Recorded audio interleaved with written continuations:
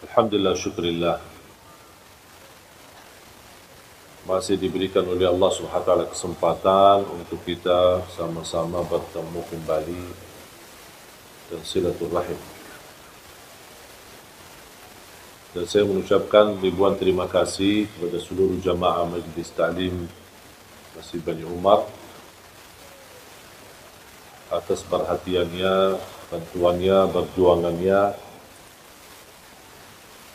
untuk selalu memberi perhatian, support dan membantu gerakan kami, khususnya untuk saudara kita tunanetra.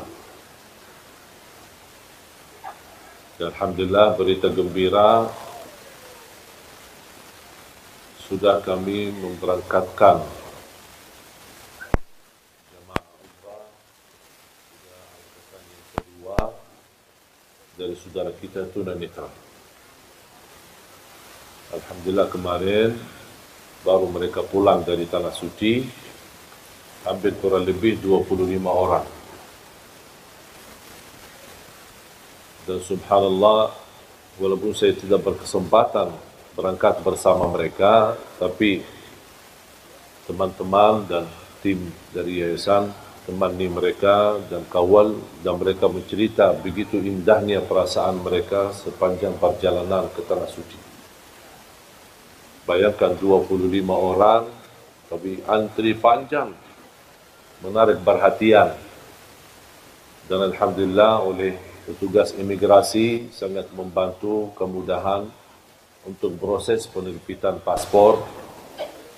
Ketika proses juga visa, ketika di Madinah pun Alhamdulillah diberikan kemudahan.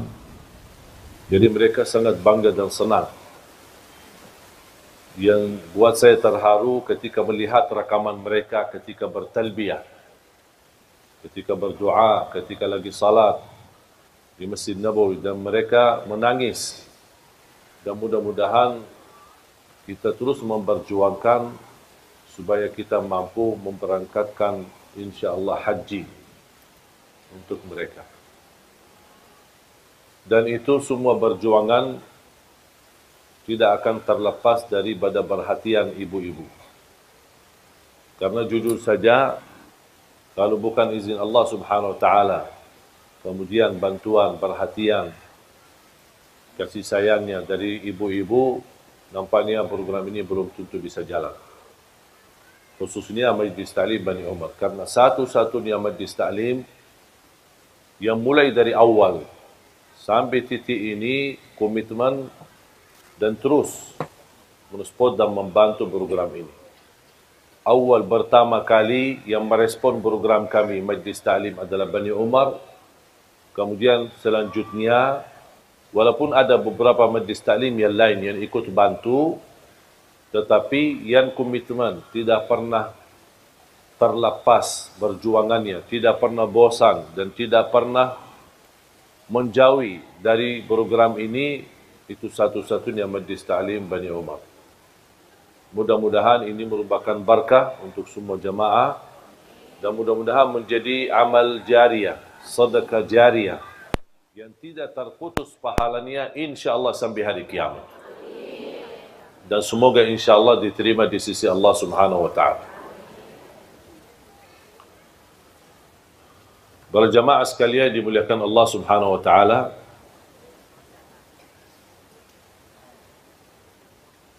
saya membaca satu kisah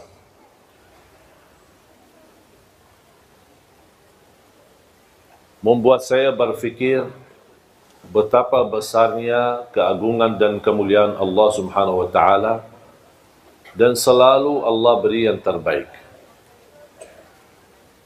Cuman sayang sekali kita belum bisa tahu kebaikan tersebut kecuali sesudah kejadian ujian, bala, musibah cukup lama. Istilahnya kita mengetahui hikmah, alasan apa yang terjadi, apa yang kita hadapi di kemudian hari atau di waktu yang cukup lama, baru Allah munculkan hikmah dan alasan. Kisah yang saya baca mengambil banyak hikmah dan pelajaran, membuat saya sadar dan semakin belajar dan meyakini apa yang datang dari Allah pasti itu baik. Walaupun nampaknya di pandangan mata kita buruk dan itu ujian. Ada beberapa pengusaha berdagang. Mereka belanja barang banyak dari salah satu negeri. Kemudian mereka naik kapal. Kapal yang cukup besar dan juga membawa barangnya masing-masing. Di dalam perjalanan untuk kembali ke kampung mereka, terjadilah hujan besar. Gelombang dan dia menghadapi ujian yang amat besar di tengah laut. Mereka mengambil keputusan harus barang-barangnya ada yang harus dibuang untuk mengurangi beban yang terjadi di atas kapal tersebut. Salah satu pedagang memiliki barang yang terbanyak. Ternyata jatuhnya dia akan dihabiskan separuh barangnya, akan terbuang. Dibanding yang lain cuma seberapa saja. Beliau tidak terima, marah, ngamuk. Saya bisa rugi banyak, separuh barang saya masa dibuang begitu sia-sia. Mereka menjelaskan daripada kita tenggelam semua, menghadapi musibah semua, mendingan barang-barang kita aja biar kita selamat. Beliau tidak terima, tidak mau. Karena dia berdagang baru, membuat berdagang yang lama, mereka sepakat sekalian barangnya sama orangnya dibuang aja, biar kita selamat. Karena mereka merasa orang itu berdagang baru, tidak punya istilahnya kekuatan, tidak punya power, tidak punya lingkungan yang bisa melindunginya. Dan terbuang. Dan subhanallah mereka jalan dan beliau bersama barangnya sudah terbuang di dalam laut. Dalam menghadapi ujian angin besar, subhanallah terarah kepada salah satu pulau yang cukup sepi, tidak ada apa-apanya. Dia masuk di sana, cari makan tidak ada, cari apa tidak ada, barangnya hilang. Dia syukur alhamdulillah selamat. Dapat sedikit sumur air yang bersih, dia bisa minum. Sedikit hanya yang bisa dia dapat hanya minum air. Di situ dia menemukan sebuah rumah kecil dari kayu. Dia masuk ke rumah dan dia bisa rasa nyaman untuk bisa istirahat dan tidur. Berjalan waktu beberapa hari, tidak ada yang datang menolong dia. Tiba-tiba datangnya angin yang cukup kencang dan besar, mengakibatkan terjadi kebakaran di pulau tersebut. Dihabiskan semua pohon-pohon yang ada sekaligus rumah kayunya itu. Begitu dia diselamatkan dari kebakaran dan kehilangan tempat tinggalnya yang satu-satunya yang bisa melindungi dari bahaya, langsung dia berkata, "Ya Allah, kenapa ini? Sampai rumah yang aku tempati untuk mencari nyaman dan melindungi diri, kebakaran habis." Dia sudah merasa diri akan menghadapi kematian, putus asa. Dan dia tidak tahu ada apa. Sampai dia ngamuk sama Allah. Kenapa ya Allah seperti ini? Dan subhanallah tidak lama ada kapal besar yang datang. Dan dia bisa melihat dari jauh. Langsung dia ke arah pantai dan menunjukkan tangannya. Mereka karena kapal besar tidak bisa mendekati, menerima perahu kecil atau kapal kecil untuk menjemputnya. Ketika dijemput dan naik kapal besar, dan beliau bertanya, "Kok dari mana kalian tahu saya ada di sini?" "Oh, kami tahu dari jauh kami melihat asap." Gara-gara terjadi kebakaran kan ada asap besar. kami berfikir ini tanda biasanya kami seorang laut, pasti biasanya di tanda-tanda ada orang minta tolong. Makanya kami datang. Terus mereka tanya, Iman kamu kok bisa datang sini sendirian? Oh ceritanya saya bersama kapal berdagang, mereka mengkhianati saya, mereka semua bersepakat untuk melimbar saya di laut dan syukur saya bisa selamat. Kata pemilik kapal, mereka itu yang Anda cerita semuanya mati tenggelam. Berdagangnya dan barangnya dan kapalnya semuanya mati. Baru dia sujud syukur. Dan dia berkata, ternyata ada hikmahnya. Faham ibu? Memang subhanallah Allah maha baik.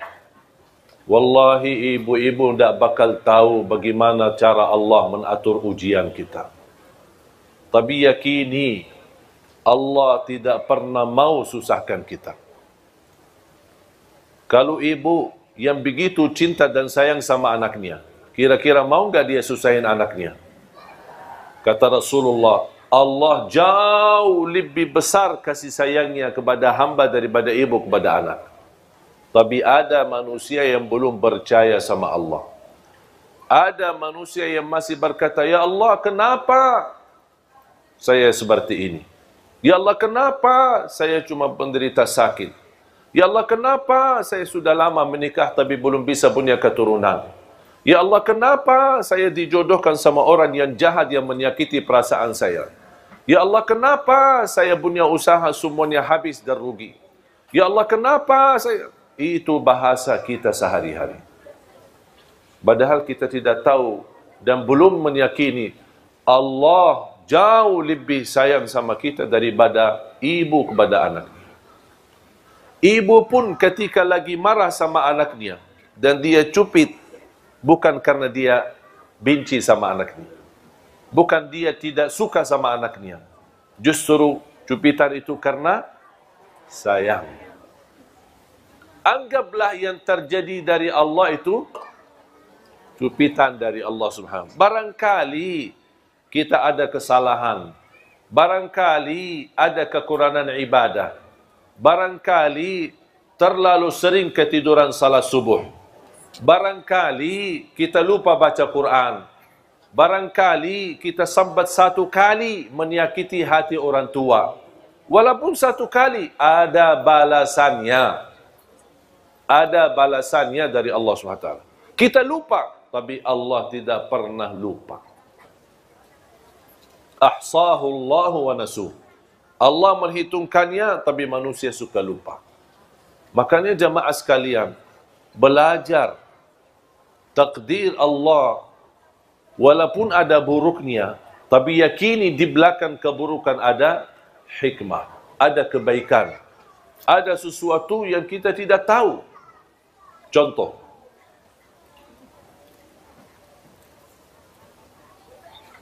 tadi ada satu ibu bercerita, suaminya meninggal. Semoga diampuni Allah Subhanahu wa taala. Baru saja nikah 7 bulan.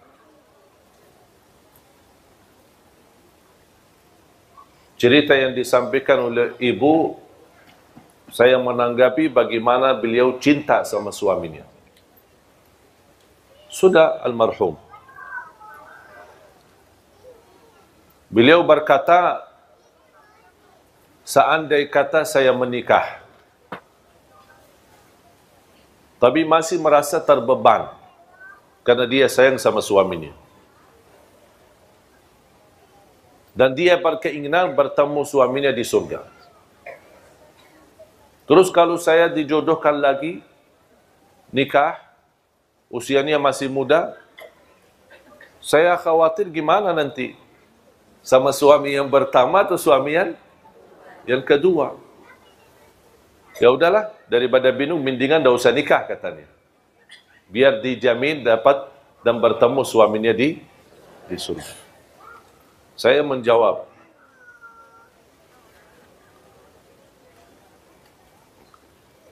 kalau usulan saya, kalau ada jodohnya nikahlah. Masih muda. Belum punya anak lagi. Nikahlah. Urusan surga nanti urusan lain. Ketemu siapa itu urusan sama Allah. Dan kejadian ini sama pernah terjadi sama istri Rasulullah.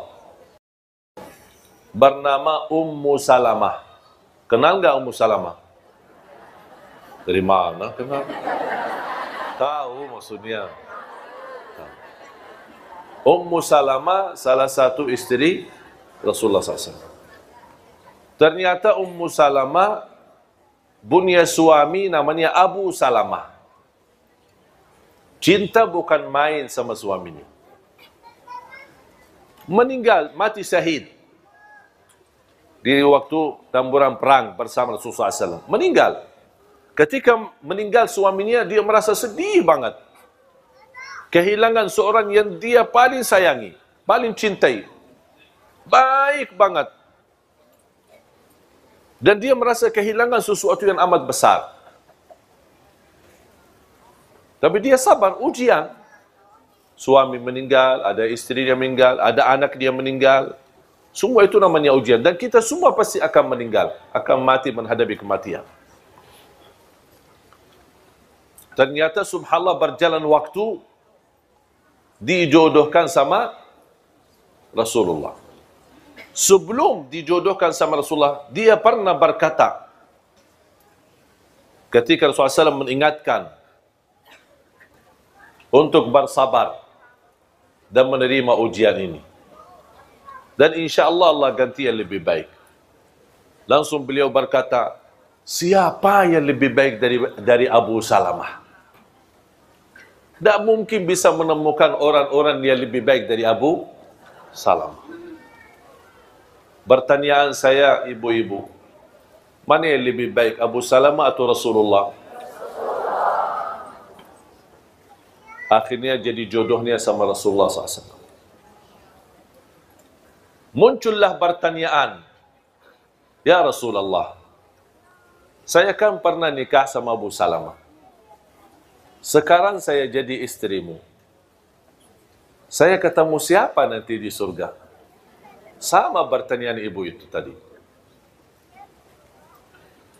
Saya jawab sebagaimana dijawab oleh Rasulullah SAW. Kamu bersama orang yang terbaik akhlaknya. Yang terbaik akhlak. Kalau kira-kira Abu Salamah lebih baik akhlaknya, berarti nanti sama Abu Salamah. Tapi yang kita tahu dan kita belajar, yang paling mulia akhlaknya siapa? Berarti dia sama. Dan disitulah kunci kebahagiaan dalam rumah tangga. Kemuliaan akhlak. Jamaah sekalian, tidak ada rumah tangga yang tidak bermasalah. Tetapi kunci mengatasi segala persoalan dan permasalahan adalah kemuliaan akhlak. Bahkan Rasulullah SAW bersabda, menunjukkan kunci kemuliaan seorang laki-laki, terutama laki-laki. Sebagaimana kemuliaan seorang atau kemuliaan seorang laki-laki yang paling mulia akhlaknya sama istrinya. Makanya ulama berkata, kalau ingin mengetahui akhlak seorang, jangan tanya jauh-jauh. Tanya istrinya. Kalau istrinya biar mentul, berarti mantap.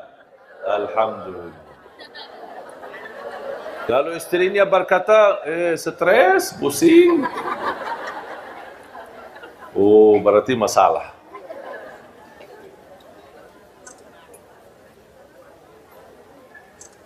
Dan subhanallah, dengan kemuliaan akhlak kita bisa memiliki segala sesuatu. Dengan kemuliaan akhlak, kita bisa memiliki segala. Memiliki hati orang, memiliki kehormatan orang, memiliki kemuliaan orang. Pasti akan dimuliakan. Apalagi di saat istri kita sedang membutuhkan dampingan kita, perhatian kita, bantuan kita. Itu luar biasa, sangat harga besar baginya ketika dia memiliki suami yang berakhlak mulia. Makanya jamaah sekalian, sampai Rasulullah SAW bersabda, "Aqrabukum minni majlisan yawmal qiyamah ahasinukum akhlaqa." Yang paling dekat kepadaku hari kiamat, kata Rasulullah, yang paling mulia akhlaknya di dunia. Jadi kemuliaan akhlak atau seorang memiliki kemuliaan akhlak, dia mendapatkan posisi yang amat besar di sisi Allah. Kemuliaan, darajat yang tinggi bersama para nabi, siddiqin, syuhada dan salihin.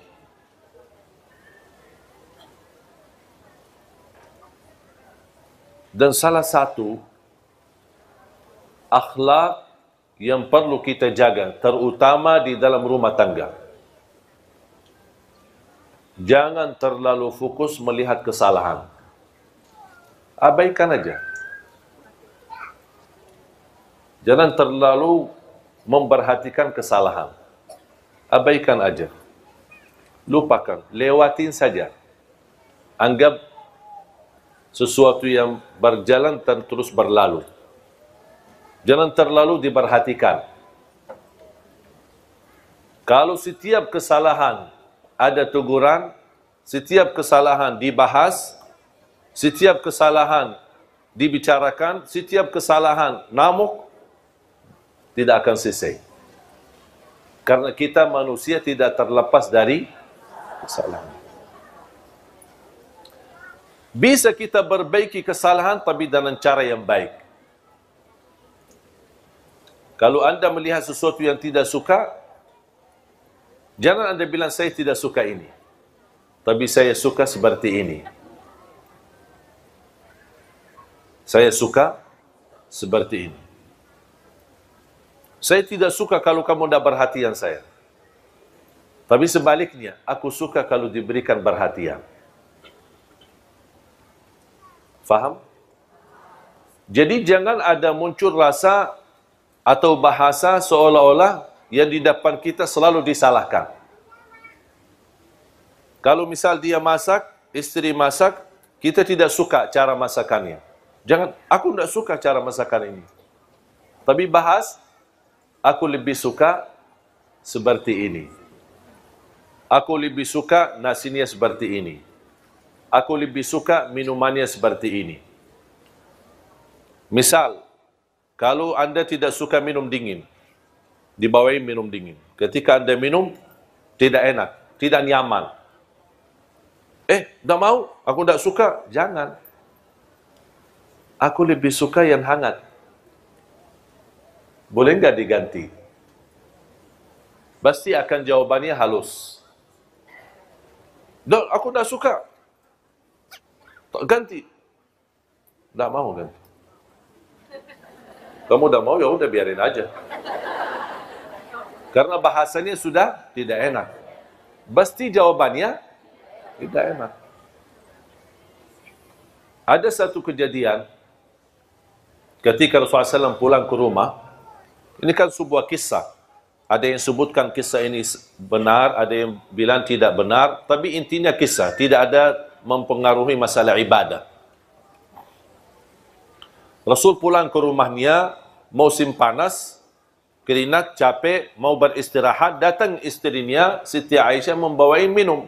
Nampaknya Siti Aisyah karena sibuk urusan-urusan dalam rumah, bersih rumah, mempersiapkan kedatangan Nabi Muhammad, saking capeknya, karena dia tidak ada pembantu di rumah, saking capeknya daripada kasih gula di air sirupnya, dia kasih malah garam. Kemudian diserahkan kepada Rasulullah SAW. Kemudian dia lanjut urusan rumah. Ketika Rasulullah SAW minum, rasanya apa? Asin. Rasulullah SAW panggil, Ya Humaira. Ini Rasulullah SAW suka panggil, tidak pakai nama. Tapi panggil nama Humaira. Yang putih ada merah-merahan. Dan selalu saya dorong jamaah, suami istri harus masing-masing memiliki gelar, panggilan, nama panggilan. Apa itu? Hei manis, hei cekap, gaga, sayang. Jangan panggil abi, abah, ayah. Panggilan kata-kata yang ada tanda sayang. Kalau misal dia hitam manis, coklat. Pokoknya kata-kata terserah, milih kata-kata yang menenangkan hati. Yang menarik. Dan ini subhanallah membuat mesra dalam rumah tangga. Dan itu yang dilakukan oleh Rasulullah SAW. Ya Humaira. Kalau saya punya nama khusus dipanggil oleh istri. Jadi istri panggil pakai nama itu. Bukan Syekh Ali, bukan Ali. Tapi ada nama. Saya tidak mau kasih, itu rahasia. Sebaliknya saya juga punya nama untuk istri. Dan dia suka kalau saya panggil dengan pakai nama itu. Lewat telepon, lewat WA, atau saya pulang ke rumah, itu selalu saya panggil seperti ini. Khusus. Yang ingin tahu ya datang ke rumah aja. Kenalan sama istri biar tahu rahasianya apa. Karena saya mengambil belajar dari Rasulullah SAW. Bukan berarti mohon maaf saya sempurna dalam rumah tangga. Jangan ada yang merasa, berarti Syekh luar biasa. Enggak. Saya juga orang biasa. Punya kekurangan, punya kesalahan. Kadang-kadang istri saya tersinggung terhadap perilaku saya. Tapi alhamdulillah kita selalu sepakat ada tukar fikiran. Ada berbicaraan. Kita tidak istilahnya menambil hati. Aku lihat dia, aku marah, terus simpan di hati. Dia lihat saya, dia marah, simpan di hati. Itu tidak akan selesai masalah. Ada sesuatu dibahas, tapi cara dibahasnya agak enak. Sopan, saling menjaga, saling menghormati, seperti ini, seperti ini. Kalau menurut saya itu namanya istilah muhasabah. Setiap minggu sekali kita muhasabah.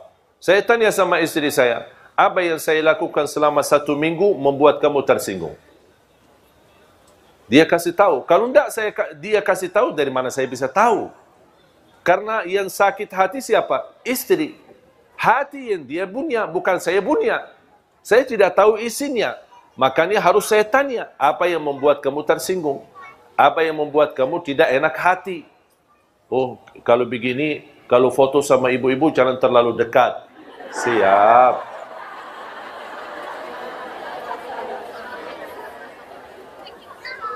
Udah, saya akhirnya turuti apa yang dia mau. Kalau bisa, jangan foto sama sekali. Saya bilang jangan, nanti ibu-ibu juga tersinggung. Saya jelaskan.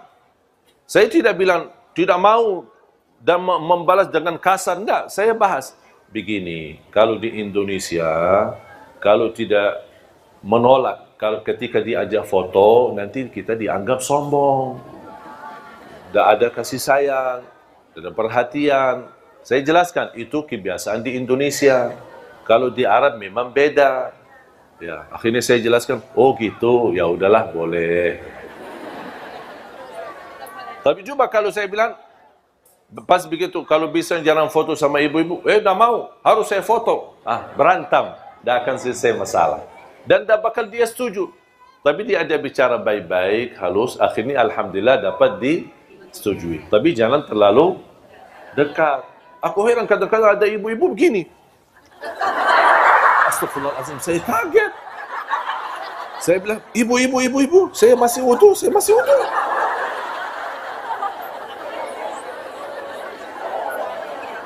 Saya jujur saja bicara seperti ini, padahal saya belum wudu. Tapi kenapa saya terpaksa? Jangan, supaya dia menjauh daripada bubu, jauh. Nanti dia juga tersinggung, masalah lagi. selalu berusaha memilih kata yang bisa difahami tapi tidak menyakiti hati. Maaf, saya lagi wudu. Ya. Dah, langsung dia awas sendiri. Daripada kita berantam. Ibu jangan dekat. Ibu jangan dong. Kok sih kasar ya? Karena saya belajar, selama saya berada di Indonesia, orang Indonesia tidak suka kasar. Mungkin kita orang Arab, budaya Arab agak kasar ya. Termasuk bicara. Makanya kalau saya ada punya teman mau cari istri orang Indonesia, kadang-kadang calon istri tanya, gimana dia, kasar enggak? Dia sudah ada gambaran orang Arab kasar. Padahal tidak semua sama. Ya contoh seperti saya kan. Jadi ketika saya mau jodohkan, malah ada yang menolak. Oh jangan semua orang Arab, takut. Saya ternyata belajar, kalau di Arab, memang nada suara pun kita agak tinggi. Pernah ada teman saya, orang Indonesia datang, saya sedang ngobrol sama adik saya. Dia menunggu di luar. Ketika dia mendengar, dia datang, ada apa Pak? Saya bilang, tidak ada, kita lagi ngobrol. Cuma lagi suara agak tinggi, dia fikir kita lagi berantem, padahal tidak. Makanya saya mengambil kesimpulan ketika saya pernah diwawancarai. Apa yang Syekh dapat di Indonesia, sesuatu yang bisa berkesan dan selalu dijaga. Saya bilang saya belajar orang Indonesia suka yang lembut dan sopan, tidak suka yang kasar. Makanya kalau kita di Arab dulu, saya suka mengucapkan Assalamualaikum, Assalamualaikum. Jadi orang, Waalaikumsalam. Takut. Begitu saya datang ke Indonesia, saya berubah lagi. Assalamualaikum. Itu orang Indonesia. Begitu. Makanya saya ikut salam sama orang Indonesia. Ketika ketemu orang Indonesia, kalau ketemu orang Arab, salam. Ini kan saudara saya. Assalamualaikum. Dia sudah faham. Itu bukan marah. Tapi kalau sama orang Indonesia bisa salah faham. Salam aja kok begitu sih. Makanya saya rubah. Assalamualaikum. Apalagi pakai senyum. Walaupun kita lagi stres, dia ada apa-apa senyum. Karena orang suka melihat kita senyum. Makanya Rasulullah SAW ketika minum dan minumannya asin, apa yang tidak Rasulullah SAW? Tidak menumbahkan gelasnya, tidak melembatkan dan tidak marah-marah. Apa nih kita datang capek-capek, kok malah dikasih air minum yang asin, aduh. Sambil minum aja tidak bisa bikin, udah mau nikah lagi. Tidak, Rasulullah SAW duduk manis. Ya Humaira. Siti Aisyah duduk labbaik. Dan itu salah satu kata yang saya suka di Indonesia. Suka labbaik. Kalau anak-anak labbaik. Labbaik. Itu sebenarnya kata-kata dari dulu ada di Arab. Diambil dari kata labbaik Allahumma labbaik. Kenapa? Menunjukkan saya akan segera jawab. Saya akan segera sami'na watana. Dari pada dipanggil, ya, labbaik, labbaik. Artinya, tapi jangan labbaik, dah datang. Lama suaminya panggil, sayang, labbaik. Dan panggilan labbaik belum datang juga. Kalau sudah labbaik, tinggalkan semuanya, segera datang. Siti Aisyah langsung, ya Humaira, labbaik, datang. Apa kata Rasulullah? Ayo, berkenan enggak temani saya minum? Temani saya minum. Ya, Siti Aisyah senang diajak sama suaminya ikut minum bareng. Apa Siti Aisyah suka di mana bekas bibirnya Rasulullah? Ya? Oh, ini. Dia minum, habis minum.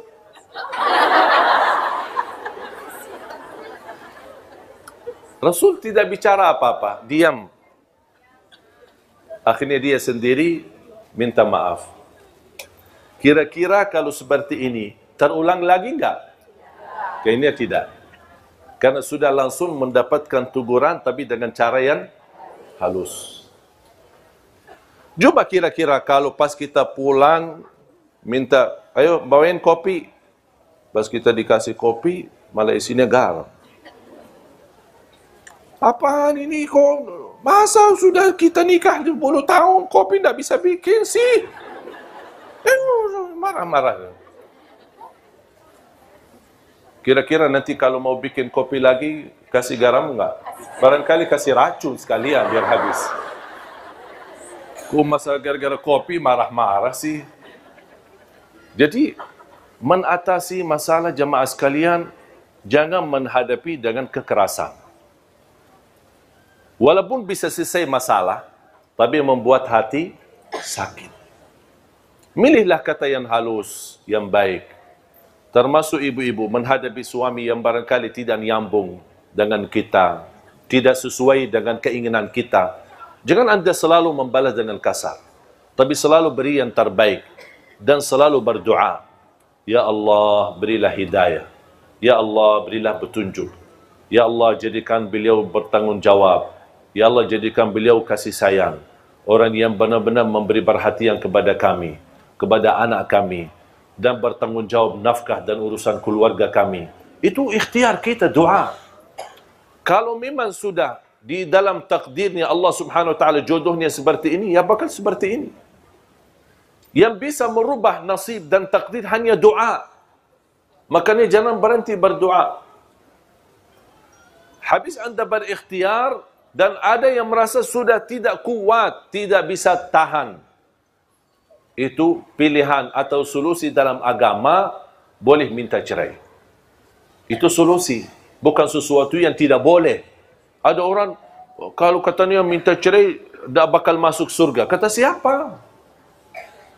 Kalau benar-benar, sebagaimana saya jelaskan, ibu sudah sabar, sudah doa, sudah ikhtiar, sudah memimpin nasihat, tapi tetap tidak ada perubahan sama sekali.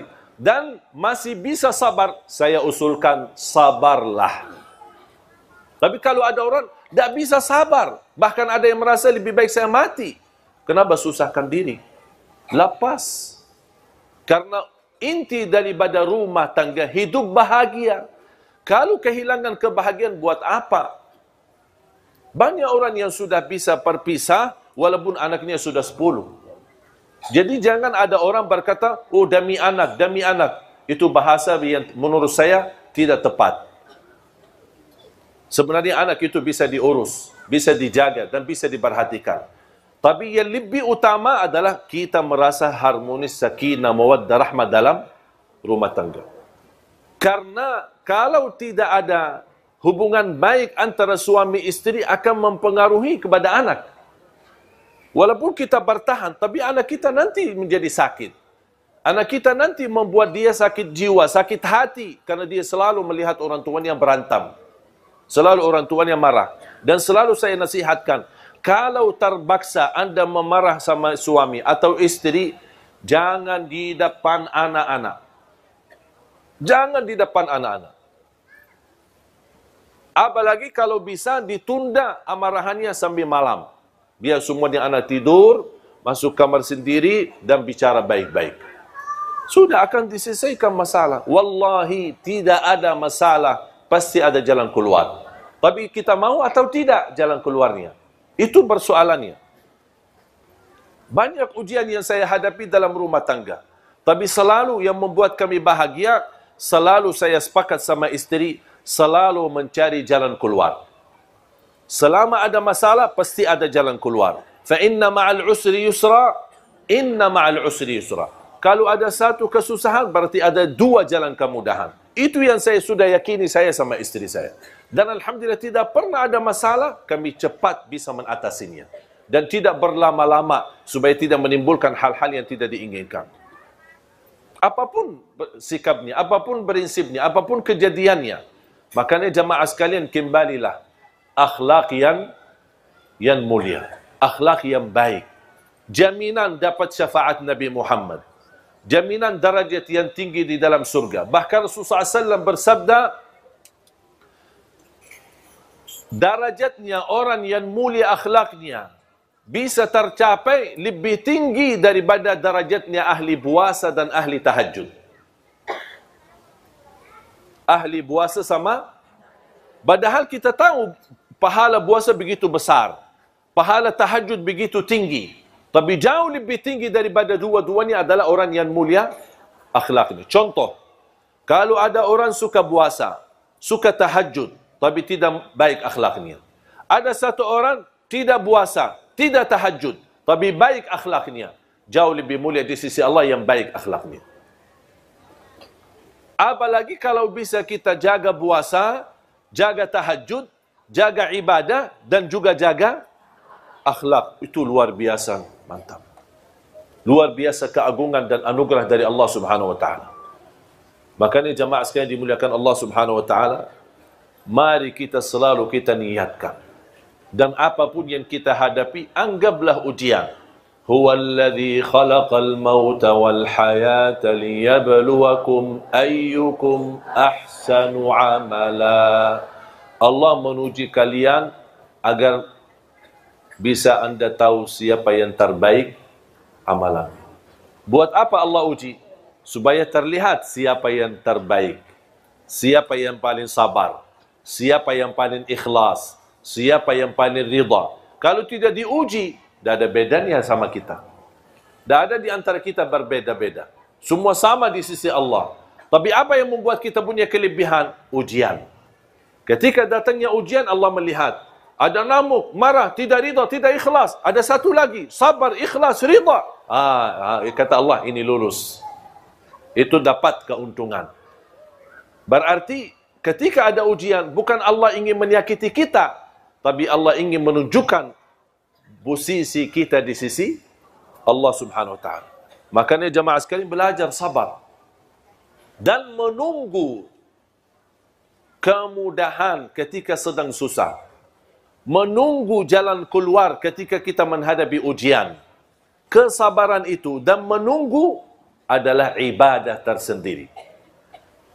Contoh, kita lagi ada masalah dan kita sudah berupaya menunggu jalan keluarnya. Ada jalan keluar, tapi belum waktunya. Masih dalam proses. Berarti kita butuh tunggu. Tunggu berapa lama? Bisa 1 bulan, bisa 2 bulan, bisa 1 tahun. Kita menunggu sampai selesai proses. Baru akan kita dapat terbuka jalan keluarnya. Anda menunggu seberapa pun lamanya, selama Anda tunggu itu terhitung sebagai ibadah. Intidharul faraji ibadah. Menunggu datangnya kemudahan dan pertolongan Allah itu ibadah sendiri. Berarti Anda dapat pahala karena tunggu, Anda dapat pahala lagi sabar, dan Anda akan syukuri ketika datangnya kemudahan dan pertolongan dari Allah Subhanahu wa Ta'ala. Jamaah sekalian yang dimuliakan Allah Subhanahu wa Ta'ala. Saya akhiri satu cerita. Mau kan cerita? Ibu-ibu senang cerita.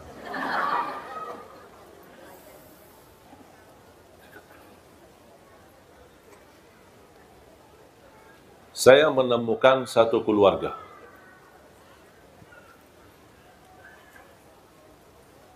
Ketika habis pulang sekolah, itu terjadi di kota Madinah, di masa saya sekolah. Saya menemukan seorang tunanetra sedang berdiri di pinggir pintu sekolah, gerbang sekolah. Saya perhatikan. Dan qadarullah, saya juga sedang menunggu ayah saya jemput untuk pulang sekolah. Ternyata Allah takdirkan ayah saya pun telat. Dan tunanetra pun di samping saya juga sendirian. Menarik perhatian saya, membuat saya mendekat dan ajak bicara. Kamu tunggu siapa? Saya tunggu ayahku, kata. Ayahnya kepala sekolah di salah satu sekolah, tapi yang posisinya cukup jauh. Nampaknya ada mendadak rapat atau apa urusan, tidak bisa datang. Di waktu itu belum ada handphone, belum ada HP untuk bisa ditelepon. Menanya, di mana? Lagi di mana? Sama-sama kita tunggu. Cukup lama, hampir 1,5 jam. Siang hari, panas. Saya berkata sama beliau, rumah kamu dekat enggak? Ya, dekat. Mau enggak saya antar? Ya, boleh. Seberang rumahnya. Jadi sekolah ini tinggal kita seberangi jalan, ada jalan raya, kemudian kita bisa ke rumahnya. Kata beliau, rumah saya dekat, tinggal hanya seberang jalan di belakang gedung yang di depan kita, pasti pinggir jalan rayanya. Saya langsung berkata, tapi nanti kamu tunjukkan jalannya. Beliau ketawa. Masa saya buta yang tunjukin jalan? Pas begitu saya dampingi, subhanallah ibu-ibu, wallahi orang tunanetra itu jauh lebih faham jalanannya daripada saya yang bisa lihat. Kanan, kiri, awas ada lubang, ada ini, masuk gang, sampai ke gedung rumahnya. Ada beberapa lantai seperti apartemen. Begitu kita masuk, awas ada tangga 3, kita jalan. Ada lagi tangga 1 kecil, kita naik. Ada lift, buka pintu. Bencet nomor sekian. Pas kita naik, pas begitu keluar ke arah kanan. Sampai di mana belnya rumah itu dia tahu posisi di sini. Nah, begitu ibunya buka dan dia masuk di belakang pintu karena diharapkan pakai cadar. Dia tidak tunjukkan diri, tapi dia berbicara sama saya di belakang, dari belakang pintu. Terima kasih Allah, kami tadi kekhawatiran, anak kami telat, suami juga sibuk, tidak bisa ditelepon karena dia mau telepon ke sekolahannya. Alhamdulillah bersyukur Anda bisa bawa anak kami di sini. Dan maksa-maksa untuk saya diajak masuk. Temani karena suaminya sedang dalam perjalanan mau pulang. Maksudnya diajak makan siang. Kalau orang Arab makan siang sampai sore. Kalau makan malam jam 12 malam. Makan subuhnya jam 10 pagi. Dan ini semua alhamdulillah berubah ketika saya sudah di Indonesia. Makan subuh habis subuh. Makan siang habis zuhur. Makan malam habis isya. Dan kalau sudah malam sekali, sudah tidak makan dan tidak minum, sambil insya Allah istirahat.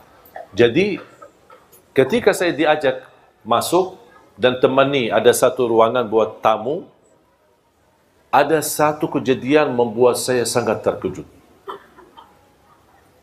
Beliau yang tadi saya antarin, dia mengajak adiknya. Ada 3 saudara.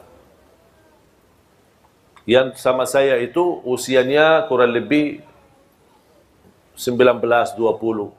Ada yang satu lagi adiknya 16. Ada yang satu lagi adiknya kurang lebih 10 tahun. Ada yang satu lagi 6 tahun. 3. Ketika beliau ajak, ini kenalan saudara saya, adik-adik saya. Pas begitu salaman, ternyata jemaah sekalian, semuanya tunanetra. Semuanya buta.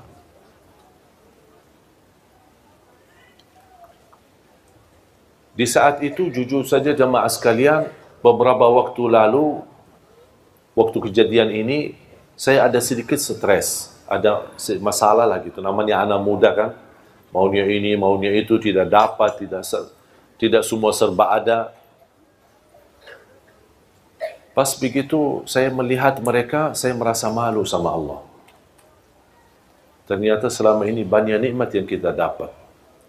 Ternyata di sisi lain atau di keluarga yang lain, semuanya diuji oleh Allah. Bukan satu, semuanya. Hanya yang selamat dalam anggota keluarga itu hanya suami istri. Ternyata keluarga mereka, keluarga besar 7 orang. 4 laki-laki dan 3 perempuan. Dan semuanya tunanetra. Semuanya buta. Tapi ketika saya bertemu dengan ibunya dan dia berbicara sama saya dari belakang pintu, subhanallah, tersentuh hati saya karena dia tidak pernah melepas daripada ucapan Alhamdulillah. Alhamdulillah. Coba kejadian ini cerita di masa sekolah, SMP, sampai sekarang, alhamdulillah hubungan saya dengan mereka baik. Cuman hanya saya sekali antar menjadi sahabat akrab. Dan semua keluarganya ini 7 orang, yang laki maupun perempuan, beberapa waktu yang lalu saya menghadiri acara wisuda, mereka tamat 30 juz hafal Al-Quran. Kata ibu, kadang ada muncul rasa sedih ketika melihat anakku keadaannya begini. Tapi saya sekarang bangga sekali. Terlupa ujian anak-anakku buta. Karena mereka sudah menjadi penghafal Al-Quran. Memang buta di dunia, tidak bisa melihat, tidak bisa baca Quran dengan mata sendiri mempandangi Al-Quran. Tapi insya Allah di hari kiamat, dia akan menjadi saksi baik untuk kedua orang tuanya.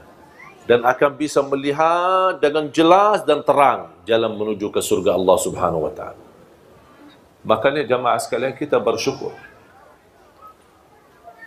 Kita masih banyak belum bersyukur. Menurut saya terlalu banyak nikmat yang Allah berikan. Nikmat orang tua, nikmat kita masih bisa bergerak kemana saja pergi. Nikmat aman di negeri kita, alhamdulillah bisa pulang kemana-mana, bisa pergi kemana-mana, menghadiri majlis ta'lim, tidak ada yang mengganggu kita, tidak ada menyakiti kita, tidak ada yang mencuri atau mengambil hak kita. Kita merasa aman, nikmat. Melaksanakan ibadah, ada yang diberikan karunia bangun tahajud di tengah malam, wallahi itu nikmat ibu-ibu. Jangan ada yang merasa itu kehebatan kita atau kelebihan kita. Wallahi itu anugerah dari Allah Subhanahu wa Ta'ala. Anda bisa beramal, donasi, beri nafkah, beri sedekah di mana-mana. Wallahi itu karunia, bukan karena kita punya uang, bukan karena kita punya kelebihan. Ketika diberikan kemudahan bisa umrah, wallahi itu karunia, bukan karena kita bisa daftar untuk umrah. Bukan karena ada travel di mana-mana kita bisa ikuti mereka. Kalau kita bisa haji, wallahi itu karunia dari Allah, bukan karena kemampuan dan kehebatan kita. Banyak, terlalu banyak nikmat Allah. Kalau kadang saya duduk sendiri menghitungkan dan muhasabah diri betapa nikmat Allah yang ada di keliling kita, di sekitar kita, wallahi rasa malu. Tak sanggup. Tak sanggup untuk mensyukurinya semua. Ada ujian, tapi kalau kita berfikir dengan mata dan akal yang sehat, mana yang lebih banyak, ujian atau nikmat? Jauh lebih banyak nikmat. Tapi kenapa kita manusia suka lupa? Pas ada ujian kita baru marah dan tidak terima. Ketika ada nikmat, tak pernah ada manusia berkata, ya Allah saya tidak pantas mendapatkan nikmat itu. Tapi ketika diuji, ya Allah saya tidak pantas diuji. Itulah manusia. Makanya Allah sebutkan manusia di dalam Al-Quran, manusia amat bodoh dan amat zalim. Maksudnya apa amat bodoh dan amat zalim? Ya perilakunya. Dia menzalimi dirinya sendiri. Dia merasa dirinya hebat dan dia lupa itu semua karunia dari Allah Subhanahu wa Ta'ala. Makanya belajar jamaah sekalian, selalu ucapkan alhamdulillah. Yang lebih indah ucapan alhamdulillah, kita masih berkenan memuji Allah dalam segala pujian ketika kita menghadapi musibah, ujian. Makanya ada hadis Rasulullah SAW. Ketika ada seorang diuji dengan salah satu anggota keluarga meninggal dunia. Apa itu ayahnya, ibunya, istrinya, suaminya, anaknya. Allah turunkan malaikat. Unzuru ma qala abdi. Malaikatku, lihatlah apa ucapan hambaku ketika saya uji dengan ujian kematian. Malaikat menjawab, hambamu ya Allah berkata, hamadaka wastarja'. Maksudnya apa? Hamadaka wastarja'. Mengucapkan alhamdulillah, inna lillah wa inna ilaihi raji'un. Kata Allah kepada malaikat, ibnu li'abdi baitan fil jannah wa sammuhu baital hamd. Bangunlah di dalam surgaku istana dan berikan nama istana itu nama Alhamdu. Ini khusus pahala dan keistimewaan yang Allah sediakan yang mampu mengucapkan alhamdulillah ketika menghadapi musibah. Sebelum inna lillahi wa inna ilaihi raji'un. Sebelum la haula wa la quwata illa billah, alhamdulillah. Baru inna lillahi wa inna ilaihi. Ada berita yang tidak menenangkan hati, alhamdulillah, inna lillahi wa inna ilaihi raji'un. Jangan berbicara macam-macam. Wallahi Bapak Ibu jamaah sekalian, kalau anda berkenan ucapkan kata ini, langsung akan turun rahmat Allah di dalam hati kita. Akan terasa tenang, biarpun musibahnya cukup besar. Akan Allah berikan segera dalam jalan keluarnya. Tapi belajar mengucapkan alhamdulillah. Khususnya ketika menghadapi musibah.